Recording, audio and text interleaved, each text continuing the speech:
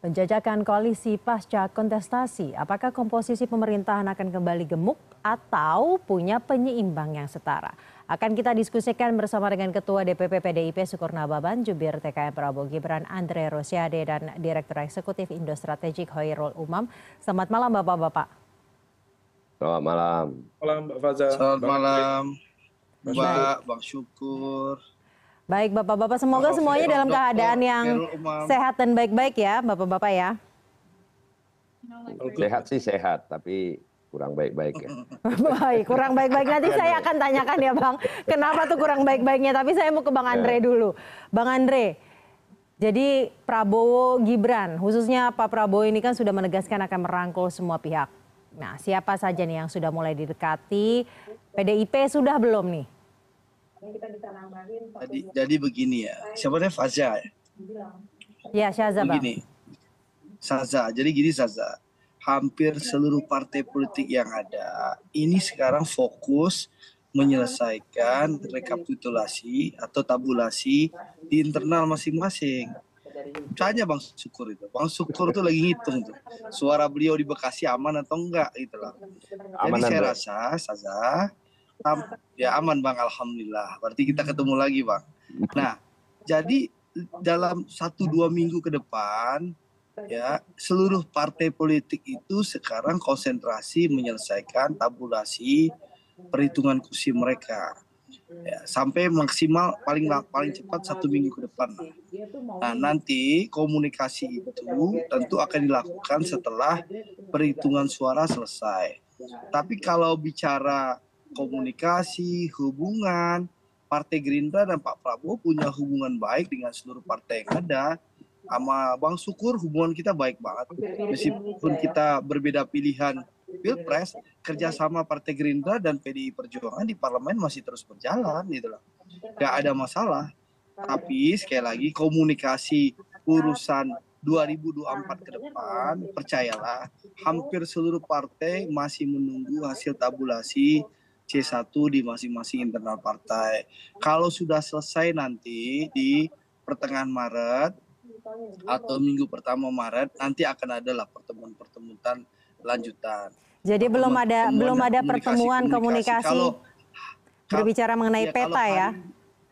Ya, jadi Saza, kalau Saza tanya hari ini, ya saya bisa jawab semua partai dan seluruh kandidat sekarang fokus menghitung C1. Ya, jadi tidak akan mungkin ada pertemuan sampai 1 minggu ke depan. Nanti setelah Bang Syukur sudah tenang, sudah senyum-senyum, nah baru nanti seluruh partai akan ada penjajakan pertemuan-pertemuan. Tapi percayalah, komitmen Pak Prabowo tidak berubah. Komitmen Pak Prabowo bahwa membangun Indonesia harus dilakukan secara bersama-sama pasti akan kita laksanakan, karena sekali lagi Indonesia ini begitu luas, begitu majemuk. Baik, Bang. Ya, kita harus sama-sama dengan semangat gotong royong membangun Indonesia, termasuk dengan teman-teman PDI Perjuangan, apalagi PDI ini senior kita, partai terbesar yang punya sejarah panjang di Indonesia. Tidak mungkinlah kita tinggalkan membangun Indonesia yang begitu besar ini. Begitu Saza. Baik, Bang Syukur, katanya tidak mungkin ditinggalkan PDIP untuk membangun Indonesia yang begitu besar. Tapi pertanyaan saya juga, Bang Syukur tadi katanya belum senyum-senyum, tapi dari tadi senyum-senyum tapi nggak baik-baik aja katanya. Gimana nih Bang? Andre ini kan adik saya. Ya, kita boleh berbeda pandangan politik, berbeda pendapat, tetapi ya jangan sampai kita ke personal. Bukan perbedaan politik, perbedaan pendapat itu pasti biasa. Nah tadi tidak baik-baik saja yang saya katakan kan, pertama ya kita ini lagi sibuk semua.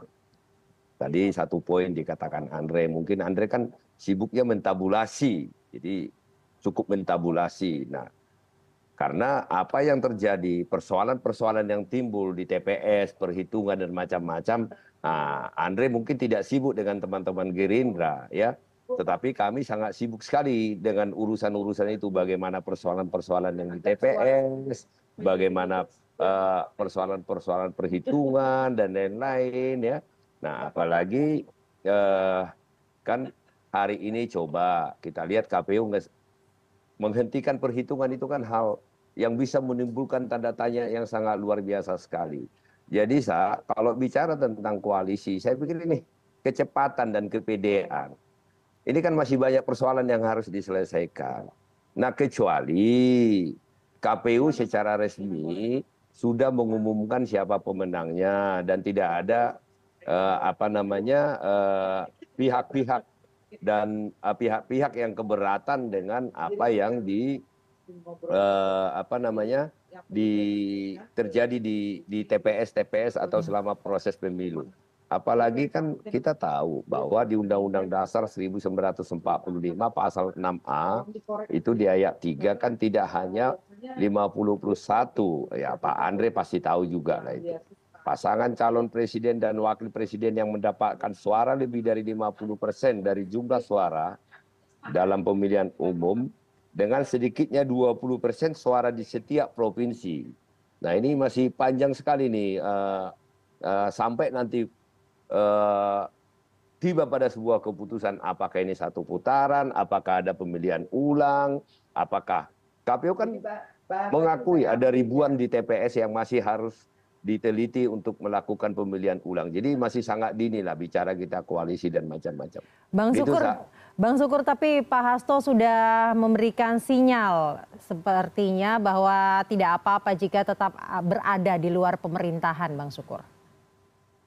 Iya, yang ditanya ke Pak Sekjen saya kan nanti kalau misalnya ini selesai semua dengan baik, persoalan-persoalan pemilu ini, posisi PDI Perjuangan seperti apa? Ya, Pak Sekjen saya, Pak Hasto menjawab, ya siap berada di luar pemerintahan. Tetapi kan yang saya sampaikan ini, pertanyaannya apakah kita akan koalisi atau tidak? Saya katakan jangan bicara koalisi dan tidak dulu, pemenangnya kok belum ada, pemenangnya kok udah koalisi, gitu loh. Itu yang ingin saya sampaikan. Pemenangnya kan belum ada. Ini kan masih banyak persoalan-persoalan ini. Jadi masih memastikan siapa pemenangnya menunggu KPU ya, Bang Sukur. Betul, nah, saya mau ke Bang Umam. Bang Umam, melihat kondisi saat ini, sedang kalau dari Bang Andre sedang mentabulasi, kalau Bang Sukur masih menunggu siapa pemenangnya dari hasil hitung resminya KPU. Sebenarnya kalau Bang Umam melihat, apakah saat ini sebenarnya sudah mulai tepat untuk menjajaki koalisi? Karena kita tidak tahu apa isi pertemuan tadi sore ya antara Ketua Umum Nasdem dengan Jokowi. Namun sepertinya komunikasi mulai dibangun, Mas Umam. Apakah ini sudah waktu yang tepat atau seperti teman-teman lain nanti saja menunggu hasil resmi dari KPU? Ya, Mbak Saza, saya pikir ini adalah sebuah momentum yang betul-betul menjadi titik perubahan di dalam konteks bagaimana kemudian menentukan arah keberpihakan politik. Kalau misal tadi Bang Andre menyampaikan, juga Pak Syukur juga menyampaikan fokus dalam konteks rekapitulasi suara, yaitu pada level pileg penyelamatan di basis dapil masing-masing, iya. Tetapi dalam konteks kebijakan strategis partai yang kemudian menyangkut masa depan partai ke depan, apakah akan berada di pemerintahan ataukah berada di luar pemerintahan, rasa-rasanya operasi politik sudah mulai dijalankan. Nah, mengapa hal itu penting? Ada sebuah simbiosis mutualisme. Di satu sisi, ada hasil dari Pilpres kali ini yang hasilnya cukup unik, di mana praktis hampir tidak ada kutil efek yang memadai, yang kemudian diterima oleh partai-partai yang mengusung capres. Bahkan misalnya Gerindra yang menjadi partai dinaungi langsung oleh Pak Prabowo, di mana Pak Prabowo mendapatkan elektabilitas di angka yang sangat besar, 60%. Tetapi justru Gerindra berada di angka yang di bawah, tepatnya di bawah Partai Golkar di dalam koalisi Indonesia Maju.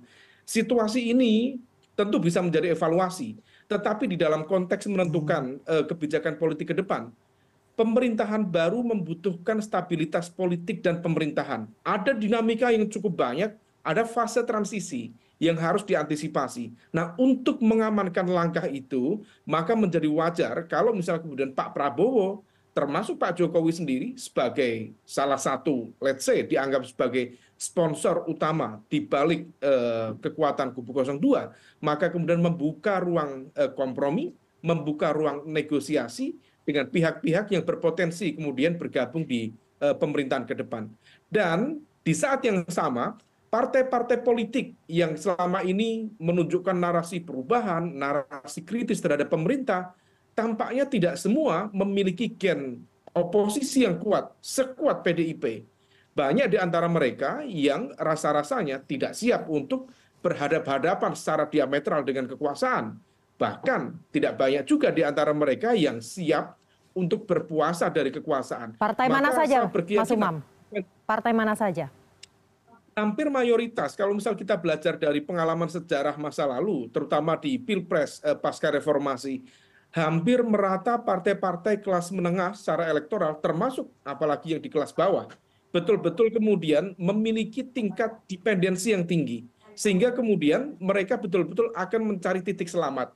Nah, let's say kalau misal pertemuan Pak Surya Paloh sore tadi, misalnya dengan Pak Jokowi, besar kemungkinan tidak mungkin itu sekedar sebuah silaturahmi politik biasa, tetapi ada kalkulasi, ada sebuah proses kompromi dan negosiasi, dan informasinya sudah cukup clear. Kita mendapatkan informasi yang sekiranya sudah mungkin bagian dari A1, tetapi kalau misal kita letakkan pada sinyal-sinyal politik yang ada, statement Pak Surya Paloh sudah sangat terbuka, misalnya tidak akan melakukan perlawanan secara konstitusional ketika kemudian KPU sebagai institusi sah penyelenggara pemilu mengumumkan pemenang, kemudian dijustifikasi oleh Mas Anies sebagai Capres 01, kemudian di partai-partai yang lain juga sama, maka ini adalah sebuah bridging yang kemudian memberi sinyal bahwa akan terjadi lompatan di dalam konteks koalisi. Nah, di saat yang sama, ini adalah sebuah ujian konsistensi seberapa istiqomah mereka terhadap narasi kritis yang dibangun selama proses kampanye kemarin.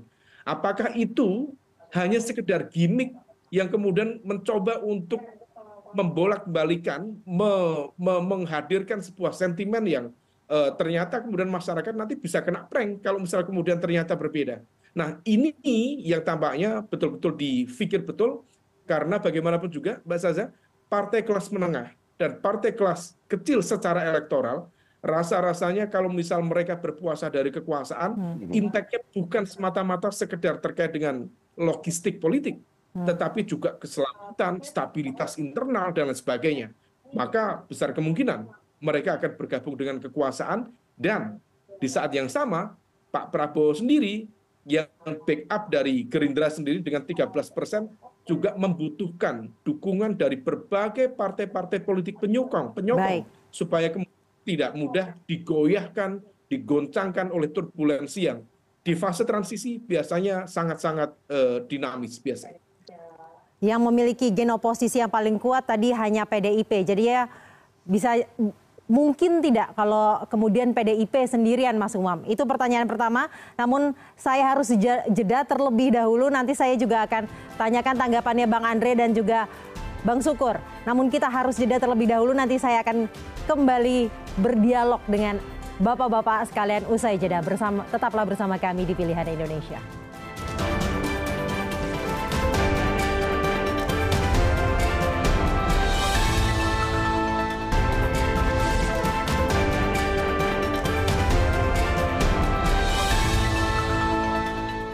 Bagaimana nasib koalisi pasca kontestasi? Saya akan kembali berdialog bersama dengan Ketua DPP PDIP Syukur Nababan, Jubir TKN Prabowo Gibran Andre Rosiade, dan Direktur Eksekutif Indo Strategik Khairul Umam. Bang Andre, tadi dikatakan oleh Mas Umam sebelum jeda bahwa pertemuan antara Partai Nasdem tadi sore, Ketua Umum Partai Nasdem Surya Paloh dengan Presiden Joko Widodo tidak bisa dilihat hanya pertemuan harian biasa, politik biasa. Tanggapannya Bang Andre? Jadi begini, kalau menurut saya kan pertemuan Bang Surya dan Pak Jokowi itu kan hal yang lumrah dan wajar ya. Karena pertama, secara personal, secara pribadi Bang Surya dengan Pak Jokowi itu punya hubungan yang sangat-sangat dekat dan sudah seperti kakak dan adik. Itu yang pertama. Yang kedua, kita tahu sama tahu, Partai Nasdem adalah partai pendukung pemerintah dalam koalisi kabinet Pak Jokowi dan juga Kiai Ma'ruf. Jadi hal yang lumrah dan biasa saja kalau Pak Jokowi ketemu dengan Bang Surya. Ya, saya tidak tahu isi pertemuannya seperti apa. Tapi analisis saya seperti itu. Lalu soal Pak Prabowo akan melibatkan seluruh kekuatan, tentu itu sudah komitmen Pak Prabowo dari awal dan berulang-ulang kali di berbagai kesempatan. Pak Prabowo sudah menyampaikan akan mengajak seluruh kekuatan yang ada di Republik Indonesia ini untuk bersama-sama bergotong royong membangun Indonesia. Jadi tentu setelah tadi yang disampaikan Bang Sukur bahwa penetapan KPU-nya sudah selesai, ya, masalahnya sudah beres, tentu Pak Prabowo akan segera bertemu dengan seluruh kekuatan politik untuk membangun kerjasama. Baik, Bang Sekali Andre. lagi, ini begitu luas, begitu besar, begitu majemuk, kita harus bangun bangsa ini secara bersama-sama. Baik, Bang Andre, murni untuk kepentingan bangsa atau memang ada kepentingan untuk mengamankan suara di parlemen? Karena kalau dari analisa yang tadi dinyatakan oleh Pak Umam bahwa ini cukup berbeda dengan pemilu sebelumnya, suara Gerindra ini tidak paling banyak walaupun suara Prabowo Subianto dalam Pilpres paling tinggi. Hitung-hitungan internal kami, suara Gerindra di 2019 itu ada 78 kursi. Kemungkinan kita akan mendapatkan sekitar 92 kursi di 2024 ini. Tidak ada kenaikan. Itu pertama. Yang kedua tentu selain komitmen untuk mengajak semua kelompok, ya, seluruh kekuatan seperti yang disampaikan Pak Prabowo, tentu sekali lagi koalisi kami tentu harus bisa menopang pemerintahan Pak Prabowo, ya, untuk kelancaran berlangsungnya program-program yang dijanjikan oleh Pak Prabowo waktu masa kampanye yang lalu. Dan selain koalisi kami yang ada, koalisi Indonesia Maju, tentunya Pak Prabowo akan mengajak partai lain. Kita akan membuka komunikasi, tapi tadi yang disampaikan Bang Sukur, ini masih prematur. Baik. Pertama, kita sibuk di Baik, kedua, Bang Andre. KPU belum menetapkan. Masih menunggu nanti hasil dari KPU ya. Ya, Baik. jadi CNN sing sabar, ojo ke susu. Baik, ojo ke susu. Saya mau ke Bang Sukur. Bang Sukur, tadi dikatakan oleh Pak Umam PDIP itu ya hanya satu-satunya partai yang punya gen oposisi paling kuat. Jika yang lain kemudian, jika ya, saya berbicara jika, nanti setelah KPU telah resmi memutuskan, akhirnya yang lain ikut merapat kepada siapa pemenangnya, PDIP akan teguh berdiri di luar pemerintahan kah? Jadi begini, kalau dikatakan PDI Perjuangan memiliki gen oposisi yang sangat kuat, saya tidak setuju. Tetapi PDI Perjuangan sangat konsisten dengan apa yang sudah diucapkan. Jadi pada saat apa yang diucapkan dan apa yang terjadi itu tidak dalam garis sejalan, ya tentu kita akan berada di luar. Tetapi ya tidak mungkin PDI Perjuangan mengkhianati ideologi dan cita-citanya. Itu yang pertama untuk menjawab pertanyaan Sasa tadi. Cuman yang menarik bagi saya begini. Tadi kan Sasa membuat statement pertemuan hari ini antara Pak Jokowi dengan Pak Surya Paloh. Terus Pak Khairul Umam juga mengatakan ini bahagian daripada juga membangun koalisi kepemerintahan ke depan. Yang saya jadi bingung adalah yang ikut kontestasi pemilihan presiden siapa ya, Sa? Apakah Pak Jokowi ikut kontestasi pemilihan presiden? Harusnya kan sebagai presiden, tanggung jawab dia untuk melaksanakan pemilu itu melalui KPU kan harus menyelesaikan persoalan-persoalan. Persoalan-persoalan yang ada dulu. Ini kan kalau ketemu sini untuk menenangkan kan nggak tepat. Itu apapun itu akan menjadi kayak api dalam sekam yang akan meledak nantinya. Jadi ya harus dengan cepat diselesaikan dengan baik apa saja persoalan-persoalan pemilu yang timbul. Kan kita lihat persoalan itu kan ada dua, Sa. Persoalan pada saat pendaftaran, persoalan pada saat pemilihan umum kan gitu. Nah, jadi yang saya tanya tadi Pak Khairul Umam mengatakan ini bahagian dari membangun koalisi ke depan. Sasa juga ada statementnya begitu ya. Saya jadi bingung nih, Sa. Pak Saya Khairul. tidak memberikan statement itu, Pak, tapi saya hanya menyatakan fakta adanya pertemuan antara Presiden Joko Widodo dan juga Ketua Umum Nasdem Surya Paloh sore tadi. Dan kemudian saya tanyakan ke Mas Umam. Mas Umam, saya langsung ke Mas Umam. Apakah sebenarnya pertemuan sore tadi? Saya bingung jadinya baik, kalau memang ya seperti Mas Umam. itu. Baik, ya, Bang Sukur. Presiden siapa? Baik, Bang Sukur. Mas Umam, pertanyaannya, apakah sebenarnya pertemuan tadi sore itu justru jadi blunder? Berpotensi menjadi blunder. Sebenarnya Pak Sukur sudah tahu jawabannya, cuman kemudian tidak enak untuk menjawab sehingga kemudian nabok nyileh tangan. Jadi saya coba untuk menjawab itu. Mengapa kemudian Pak Surya Paloh menemui Pak Jokowi? Ini kemudian bisa dianggap sebagai sebuah ikhtiar untuk membangun komunikasi untuk kemudian masuk di koalisi yang menang. Ya bagaimanapun juga Pak Jokowi dianggap sebagai salah satu pemilik saham politik dalam konteks koalisi Indonesia Maju.